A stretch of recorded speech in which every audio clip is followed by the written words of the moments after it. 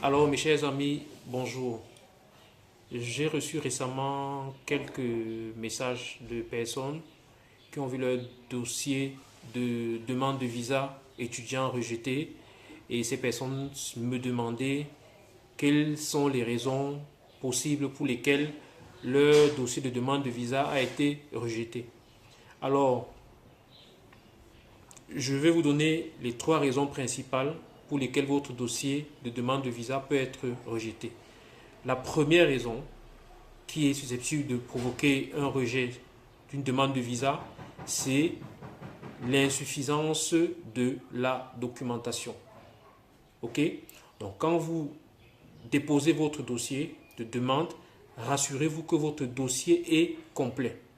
Prenez une checklist, faites un pointage, ligne par ligne, afin de vous rassurer que tous les éléments qu'on vous demande sont fournis et sont fournis de manière complète. Votre dossier doit être complet. La deuxième raison pour laquelle votre dossier peut être rejeté, ce sera le fait que vous n'ayez pas pu convaincre les agents d'immigration que vous disposez de ressources financières suffisantes. D'accord? Donc en général, ce sera quoi? Ce sera soit la caution, soit la garantie d'un tiers, soit un extrait bancaire. Je donne un exemple. Si vous demandez un visa pour la Belgique, pour l'Espagne, et que vous avez un garant qui est résident permanent belge ou ressortissant belge et qu'il a un salaire mensuel, par exemple, de 1200 euros, et dans votre garantie, ce dernier s'engage à vous prendre en charge à 100% alors qu'il n'a que 1200 euros de salaire avec peut-être une femme, un enfant, évidemment que ce ne sera pas crédible. Donc votre garant ne sera pas crédible.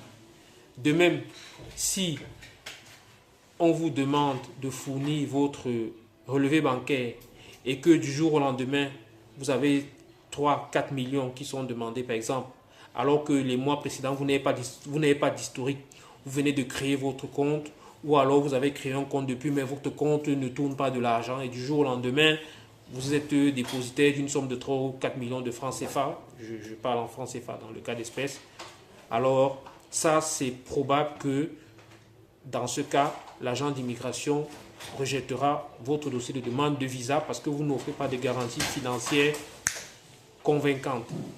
Troisième point pour lequel votre dossier peut être rejeté, c'est l'incohérence entre votre parcours antérieur et les études que vous envisagez.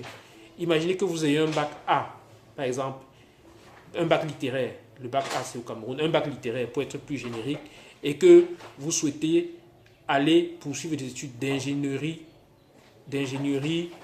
par exemple, ou de finance dans un pays comme la France ou la Belgique.